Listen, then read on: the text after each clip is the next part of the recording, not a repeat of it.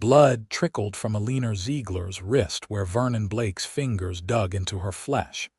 The white lace of her wedding dress stained crimson as she struggled against his iron grip on the church steps. It was supposed to be the happiest day of her life in Whispering Creek, Wyoming Territory, 1878, but the whispers had been all wrong. "You're hurting me, Vernon," Eleanor whispered, her voice trembling as she tried to pull away from the man she'd agreed to marry just 3 months prior. The townspeople who had gathered for the ceremony stood frozen, uncertain whether to intervene in what appeared to be a lover's quarrel. "You made a promise before God and these people," Vernon hissed, his breath hot against her ear as he yanked her closer. "You don't get to change your mind now." Eleanor felt tears welling in her eyes. At 22, she had believed marrying the wealthiest cattle baron's son in the territory would please her struggling father and secure their future. But Vernon's true nature had revealed itself gradually, first in small controlling gestures, then in cruel words spoken behind closed doors, and now, painfully, for all to witness. "Let her go." The voice cut through the murmurs of the crowd like a knife. Eleanor turned to see a tall figure silhouetted against the setting sun. Isaiah Blackwell stood at the bottom of the church steps, his stance wide and confident. Dust from the trail still clung to his leather chaps, and his dark hair fell in waves beneath his weathered Stetson. Isaiah was new to town, a cowboy who drifted in with a cattle drive 2 weeks earlier and stayed on, working odd jobs at the livery stable. Vernon's grip tightened, causing Eleanor to wince. "This doesn't concern you, cowboy. This is between me and my wife." "She ain't your wife yet," Isaiah replied, his blue eyes narrowed as he took a step forward. "And she won't be if she doesn't want to be." "You have no right," Vernon began, but Isaiah cut him off. "I have every right to stop a man hurting a woman in broad daylight." Isaiah climbed the first step. "Now let her go, or we're going to have a problem." Vernon sneered, releasing Eleanor's wrist only to grab her roughly by the waist. "You're nothing but trail trash, Blackwell. I own half this town. You think anyone here will side with you over me?" The crowd shifted uncomfortably. Vernon's father, Howard Blake, employed most of the men in Whispering Creek at his sawmill or on his vast ranch. Eleanor caught her father's eye in the crowd, saw the conflict, their disappointment mingled with concern. "I don't need anyone to side with me," Isaiah replied calmly. "I just need you to take your hands off the lady." Vernon laughed, a harsh sound that made Eleanor flinch. "And if I don't?" The movement happened so quickly that Eleanor barely registered it. Isaiah was suddenly on the top step, his fist connecting with Vernon's jaw with a sickening crack. Vernon stumbled backward, releasing Eleanor as he fought to keep his balance.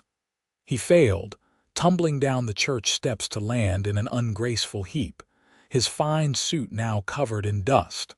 A collective gasp rose from the onlookers. Eleanor stood frozen, her mind struggling to process what had just occurred. Isaiah turned to her, his expression softening as he held out a calloused hand. "Miss Ziegler," he said quietly, "I reckon you might want to be somewhere else right now." Eleanor hesitated only for a moment before placing her trembling hand in his. The touch was electric, warm and reassuring compared to Vernon's cruel grip. Without a word, Isaiah led her down the steps, past the stunned wedding guests and her open-mouthed father. Vernon was struggling to his feet, blood trickling from a split lip. "You'll pay for this, Blackwell," he shouted. "And you, Eleanor, you're nothing without me. Nothing." Isaiah didn't slow his stride, guiding Eleanor toward the livery stable where his horse, a magnificent chestnut gelding, stood saddled. He'd clearly been preparing to leave town. "Where are we going?" Eleanor asked, her heart pounding as she heard shouting behind them. Vernon was rallying his friends, his voice growing more distant but no less threatening. "Anywhere but here," Isaiah replied, helping her onto his horse before swinging up behind her. That man's pride is hurt worse than his face. He won't let this go. Eleanor felt the solid warmth of Isaiah's chest against her back as he reached around her to take the reins. She should have been scandalized by the impropriety, by the ruination of her reputation that was surely underway. Instead, she felt only relief as Isaiah urged the horse forward, leaving Whispering Creek and her almost wedding far behind. They rode hard for nearly an hour, following the winding trail that led into the foothills. The sun was setting by the time Isaiah finally slowed their pace, guiding the horse down toward a small creek sheltered by cottonwoods. "We should rest here," he said, dismounting before helping Eleanor down. Her wedding dress, once pristine white, was now dusty and torn in places where it had caught on the saddle. "Are you all right?" Eleanor touched her wrist where Vernon's fingers had left angry red marks. "I'm better than I would have been," she answered honestly. "Thank you for what you did back there." Isaiah nodded, removing his hat to run a hand through his dark hair. "No man should treat a woman that way." He hesitated. "May I ask why you were marrying him? You didn't seem willing." Eleanor sank down onto a fallen log, suddenly aware of how exhausted she felt. "My father owes money to Vernon's father, a lot of money. The marriage was meant to settle the debt." She looked up at Isaiah, embarrassment coloring her cheeks. "I thought I could learn to love him. I thought he was just stern. I didn't realize he was cruel until it was almost too late." Isaiah knelt by the creek, filling his canteen. "That's no basis for marriage," he said, offering her the water. "Not in my book, anyway." Eleanor took a grateful sip. "And what is in your book?" A half-smile tugged at the corner of Isaiah's mouth. "Respect, trust, maybe a little adventure." He looked away, suddenly seeming younger than his 26 years. "But what do I know? I'm just a cowboy." "A cowboy who saved me," Eleanor said softly. Isaiah cleared his throat, changing the subject. "We can't go back to Whispering Creek tonight. Vernon's likely got men looking for us already. There's a small homestead about 2 hours' ride from here. A widow woman named Mrs. Cooper. She'll give us shelter for the night, no questions asked." Eleanor felt a flutter of apprehension. "And tomorrow?" Isaiah's expression grew serious. "Tomorrow we figure out where you want to go. This is your life, Miss Ziegler. I reckon it's about time someone let you choose what to do with it." The simple statement nearly brought tears to Eleanor's eyes. In her 22 years, no one had ever put her wishes first, not her father, certainly not Vernon, not even herself. She'd always done what was expected of her. "I don't know what I want," she admitted. "I've never really thought about it." "Well," Isaiah said, offering his hand to help her up, "you've got all night to start thinking."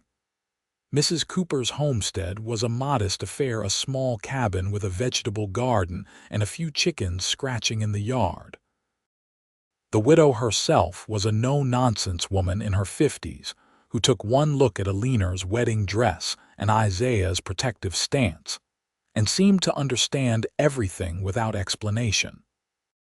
"The girl can sleep in my son's old room," she declared after feeding them a simple but hearty meal of beans and cornbread.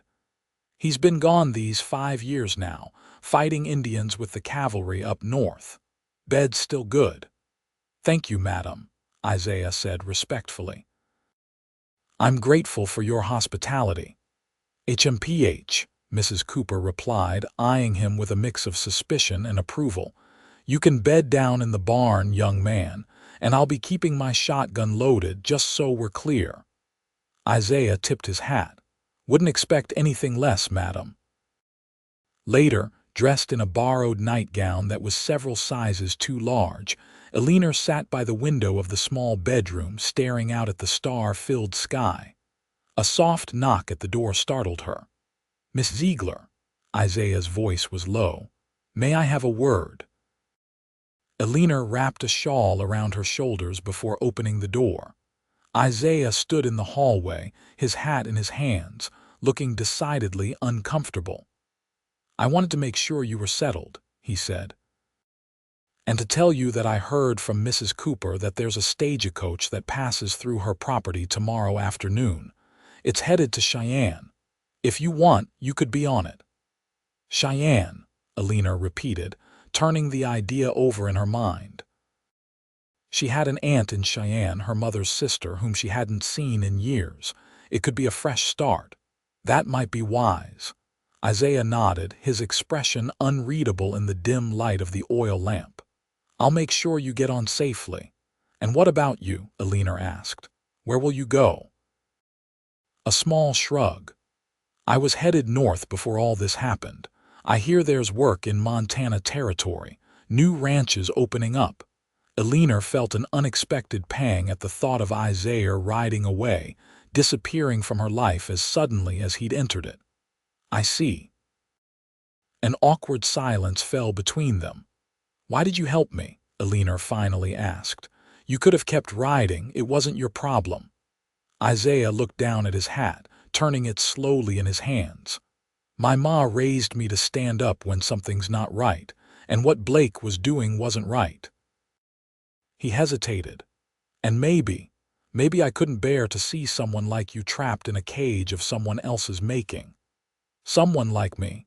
His eyes met hers, intense and honest. "Someone with fire in their eyes even when they're scared."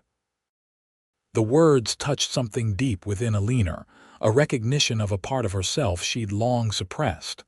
Before she could respond, Isaiah took a step back. "You should get some rest," he said. "Tomorrow will come soon enough." Morning arrived with the crow of Mrs. Cooper's rooster and the tantalizing smell of frying bacon. Eleanor dressed in clothes the widow had provided, a simple blue calico dress that was faded but clean and surprisingly close to her size. "My daughter's," Mrs. Cooper explained as Eleanor entered the kitchen. "She married a storekeeper in Laramie 2 years back, left most of her things here, said she wanted a fresh start with nothing but what her husband could provide." She snorted. "Foolish girl. Never depend entirely on a man, that's what I say." Isaiah was already seated at the table, a cup of coffee in his hands. He stood when Eleanor entered, his eyes widening slightly at her transformed appearance. "Miss Ziegler," he said, pulling out a chair for her. "You look restored."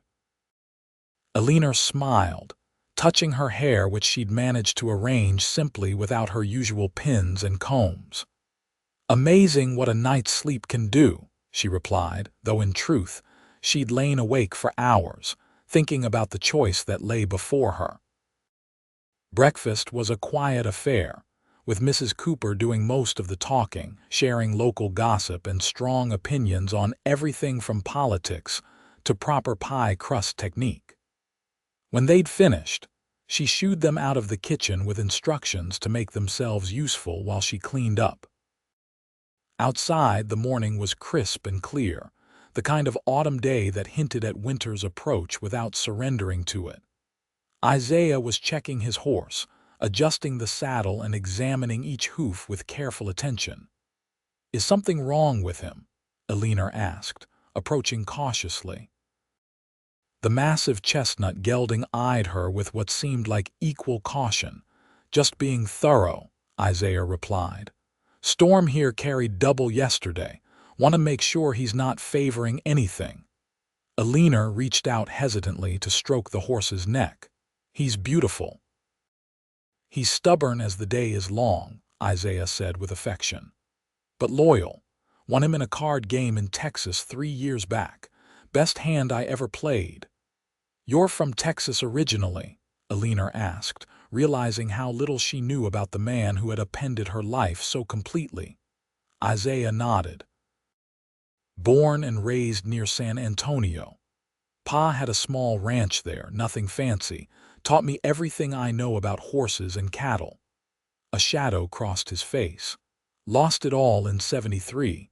Drought took the cattle, bank took the land, fever took my parents within a month of each other." "I'm sorry," Eleanor said softly. Isaiah shrugged, but she could see the old grief in his eyes. Been drifting since then. Working where I can, saving what I can. One day I'll have a place of my own again. He patted Storm's neck. Just me and this old boy for now, though.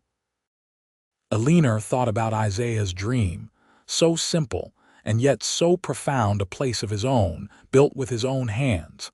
It struck her that she'd never really had dreams of her own, just expectations placed upon her by others. The stagecoach comes around 3, she said, changing the subject. What will we do until then? Isaiah glanced toward the horizon, his expression growing serious. We should keep an eye out. Blake's not the type to let things go.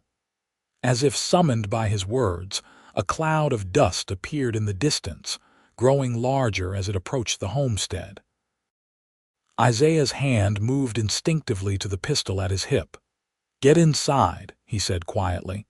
Tell Mrs. Cooper we may have trouble. Eleanor hurried to the cabin, her heart racing. Mrs. Cooper was already at the window, a shotgun in her weathered hands. I see them, she said grimly. 4 riders. One of them's Howard Blake's foreman, Silas Turner, mean as a rattlesnake, that one. Isaiah thinks they're looking for us, Eleanor explained. Mrs. Cooper gave a curt nod. Course they are. Blakes don't take kindly to being crossed. She handed Eleanor a small revolver. You know how to use this? Eleanor stared at the weapon in shock. No, I point and pull the trigger, Mrs. Cooper said matter-of-factly. Let's hope it doesn't come to that. Outside, Isaiah had positioned himself by the corral, one hand resting casually on his gun belt as the riders approached. Eleanor watched from the window, her stomach knotting with fear. The riders slowed as they neared the homestead, spreading out slightly in a manner that seemed deliberately threatening. The lead rider, a lean man with a pockmarked face whom Eleanor recognized as Silas Turner, raised his hand in a mocking salute. Blackwell, he called. Fancy meeting you here. Turner, Isaiah replied evenly. What brings you all this way? Turner's thin lips stretched into an unpleasant smile. Just looking for a runaway bride. Blake's offering a handsome reward. Don't know anything about that, Isaiah said, his posture relaxed but alert. Just visiting Mrs. Cooper here, old family friend. Is that so? Turner's eyes flicked to the cabin. Then you won't mind if we have a look around, for thoroughness' sake. Actually, I would mind, Isaiah replied. As would Mrs. Cooper. This is private property. Turner laughed, a harsh sound that carried clearly to where Eleanor stood watching. Since when does a drifter like you care about property rights? Step aside, Blackwell. We're not here for you unless you make us be. I can't do that, Turner. The tension in the air was palpable. Eleanor glanced at Mrs. Cooper, who stood firm with her shotgun.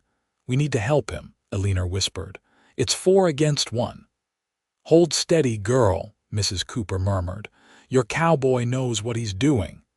Outside, Turner had dismounted, his hand hovering near his pistol. Last chance, Blackwell. Where's the Ziegler girl? Gone, Isaiah said, which wasn't entirely a lie. Headed west yesterday evening. Said something about California. Turner's eyes narrowed. You're lying. Prove it, Isaiah challenged. For a long moment, neither man moved. Then Turner's hand dropped to his gun. Isaiah was faster, drawing and firing in one smooth motion. Turner cried out, clutching his shoulder as his own gun fell to the dirt. The other 3 men reached for their weapons, but Mrs. Cooper chose that moment to step onto the porch, her shotgun raised. That's far enough, boys, she called. Next one goes in somebody's chest. The men froze, clearly not having anticipated armed resistance from the widow. Their advantage of numbers suddenly seemed less decisive. This isn't over, Blackwell, one of them growled, helping Turner back onto his horse.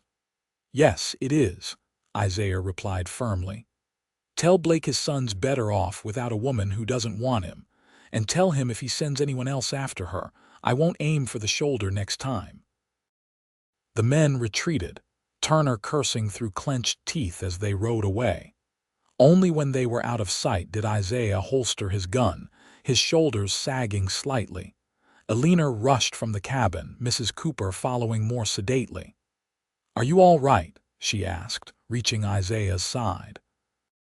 "Fine," he assured her, though his face was grim. "But they'll be back, probably with more men. We need to get you on that stagecoach." "And you?" Eleanor asked. "They'll come after you too." Isaiah shook his head. "I can handle myself. It's you they really want." Mrs. Cooper interjected, her practical nature asserting itself. "That stagecoach won't be here for hours yet. In the meantime, young man, you can help me move the hay bales in the barn. And you, girl, can help me put up preserves. No sense sitting around waiting for trouble." The mundane tasks helped calm Eleanor's nerves, though she found her thoughts continually drifting to Isaiah. The way he'd stood his ground against 4 armed men, his quiet confidence, his unwavering determination to protect her, all of it stirred feelings she'd never experienced before. By mid-afternoon, they heard the distant rumble of the approaching stagecoach. Mrs. Cooper had packed Eleanor a small bundle of food and insisted she keep the blue dress. Isaiah brought Storm around to the front of the cabin, his expression unreadable as Eleanor emerged with her meager belongings. "It's time," he said simply. The stagecoach arrived in a cloud of dust, the driver pulling the team to a halt with practiced ease. Isaiah approached, speaking briefly with the driver before returning to Eleanor. "He says there's room," Isaiah reported. "It's about a day and a half to Cheyenne from here." Eleanor nodded, suddenly finding it difficult to speak. The moment of parting had arrived, and with it, an unexpected reluctance. In the short time she'd known Isaiah Blackwell, he'd shown her more respect and kindness than Vernon Blake had in months of courtship. "I don't know how to thank you," she finally managed. Isaiah shook his head. "No need for thanks. Anyone would have done the same." "No," Eleanor said firmly. "They wouldn't. No one in Whispering Creek did." A faint smile touched Isaiah's lips. "Well, then I'm glad I happened along when I did." The stagecoach driver called impatiently for any passengers to board. Eleanor took a deep breath, steeling herself for the journey ahead. "Will you be all right?" she asked. "With the Blakes, I mean." "Don't worry about me," Isaiah assured her. "I wasn't planning to linger in these parts anyway." Eleanor nodded, tears unexpectedly stinging her eyes. She turned toward the stagecoach, then paused, seized by a sudden impulse. Turning back, she reached up to touch Isaiah's cheek, then pressed a gentle kiss to his lips. "Thank you," she whispered, "for giving me a choice." Isaiah stood frozen, surprise evident in his blue eyes. Before he could respond, Eleanor hurried to the stagecoach, allowing the driver to help her inside. As she settled onto the hard bench seat, she glanced out the window to see Isaiah still standing where she'd left him, one hand raised slightly to his lips. The driver cracked his whip, and the horses lurched forward. Eleanor kept her eyes on Isaiah until the stagecoach rounded a bend and he disappeared from view.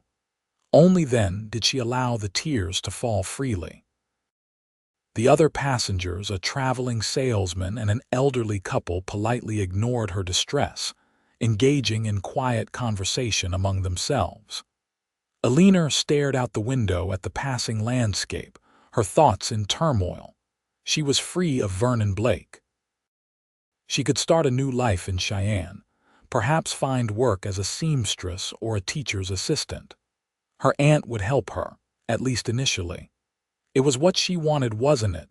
The stagecoach had traveled perhaps 2 miles when Eleanor made her decision. Leaning forward, she called to the driver, "Sir, please stop the coach." The driver glanced back in surprise but pulled the team to a halt. "Something wrong, miss?" "I need to get off," Eleanor said firmly. "I've changed my mind." The salesman looked scandalized. "Young lady, we're in the middle of nowhere. I know exactly where I am," Eleanor replied, gathering her small bundle. "And I know where I'm going." The driver helped her down, shaking his head in bewilderment. "You sure about this, miss? Next coach isn't until Thursday." "I'm sure," Eleanor said, feeling more certain with each passing moment. "Thank you for your concern." As the stagecoach pulled away, Eleanor began walking back toward Mrs. Cooper's homestead, her steps quickening as she went. The sun was starting its descent toward the western horizon, casting long shadows across the trail. She had walked perhaps half a mile when she heard the sound of hoofbeats behind her. Turning, her heart leaped to see Isaiah approaching on Storm, his expression a mix of disbelief and something that made her pulse quicken. He reined in beside her, dismounting in one fluid motion. "Eleanor, what are you doing?" It was the first time he'd used her given name, she realized. "I couldn't go," she said simply. "But Cheyenne, your aunt, will still be there later if I choose to go." Eleanor took a step closer to him. "Isaiah, all my life I've done what others expected of me. When you said I should choose my own path, it was the first time anyone had ever suggested such a thing." She took a deep breath. "And I choose not to leave, not yet." Isaiah's brow furrowed. "The Blakes are just men," Eleanor interrupted. "Wealthy, yes. Powerful in Whispering Creek, certainly. But not gods, not untouchable." She reached for his hand, finding courage in the warmth of his calloused palm against hers. "You stood up to them. Why can't I?" A slow smile spread across Isaiah's face, transforming his features. "You're something else, Eleanor Ziegler." "So I've been told," she replied, returning his smile. "Usually not as a compliment." Isaiah's thumb traced circles on the back of her hand, sending shivers up her arm. "Where will you go, if not to Cheyenne?" Eleanor met his gaze steadily. "I was hoping I might travel north." "I hear Montana Territory is beautiful this time of year." Understanding dawned in Isaiah's eyes. "It's wild country, untamed." "Good," Eleanor said. "I think I'm ready for something wild." Isaiah stepped closer, his free hand coming up to cup her cheek. "Are you sure about this?" "You barely know me." "I know enough," Eleanor replied softly. "I know you're kind and brave and honorable. I know you believe in letting people choose their own path. The rest," she smiled, "the rest we can discover together if you're willing." Isaiah's answer was to lower his head, capturing her lips in a kiss that made her previous impulsive peck seem childish by comparison. This was a man's kiss, confident and tender all at once, and Eleanor responded with a passion she hadn't known she possessed. When they finally broke apart, both breathing heavily, Isaiah rested his forehead against hers. "I was coming after you," he admitted. "Couldn't let you go without at least asking if you might consider another path." Eleanor laughed, joy bubbling up inside her. "It seems we had the same idea." Isaiah helped her mount Storm, then swung up behind her, his arms encircling her waist as he took the reins. "Mrs. Cooper will think we've both lost our minds," he said, urging the horse forward. "Perhaps we have," Eleanor replied, leaning back against his solid chest. "But I'd rather be crazy and free than sensible and caged." They returned to the homestead, where Mrs. Cooper greeted them with raised eyebrows but no surprise. "Figured you'd be back," she said dryly. "Got stew on the stove and fresh biscuits in the oven. After supper, we can talk about what comes next." What came next, as it turned out, was a wedding, not the elaborate affair Eleanor had nearly endured with Vernon, but a simple ceremony performed by a circuit preacher who stopped at Mrs. Cooper's homestead 2 weeks later. The widow stood as witness, beaming with maternal pride as Eleanor and Isaiah exchanged vows beneath the cottonwood trees. "Do you, Isaiah Blackwell, take this woman to be your lawfully wedded wife?" the preacher asked. Isaiah's eyes never left Eleanor's as he replied, "I do." And do you, Eleanor Ziegler, take this man to be your lawfully wedded husband? Eleanor smiled, her heart full to bursting. I do, by choice. The following day, they packed their few belongings and bid farewell to Mrs. Cooper, who pressed a parcel of food and a small pouch of seed corn into Eleanor's hands. For your new homestead, she explained. Every home needs a garden. With Storm carrying their supplies, and Isaiah leading a second horse, a wedding gift from Mrs. Cooper, they set out for Montana Territory, the future stretching before them like an unwritten page. Are you nervous? Isaiah asked as they made camp that first night, the stars emerging one by one in the darkening sky. Eleanor considered the question as she arranged their bedrolls near the small fire. No, she answered truthfully. For the first time in my life, I feel like I'm exactly where I'm supposed to be. Isaiah smiled, pulling her into his arms. And where is that Mrs. Blackwell? Eleanor returned his smile, her heart swelling with love for this man who had quite literally knocked down the barriers to her happiness. Right here, she said, rising on tiptoe to kiss him. With you. And as the fire crackled and the night deepened around them, Eleanor knew that, while the path ahead might not always be easy, it would be theirs to walk together, a path chosen, not imposed, and all the more precious for it. In the years that followed, whenever someone asked how they'd met, Isaiah would always begin the tale the same way. Well, it all started when a groom held her wrist too tight, and Eleanor would finish with a smile. Until a cowboy knocked him down and took me away to the life I was meant to live.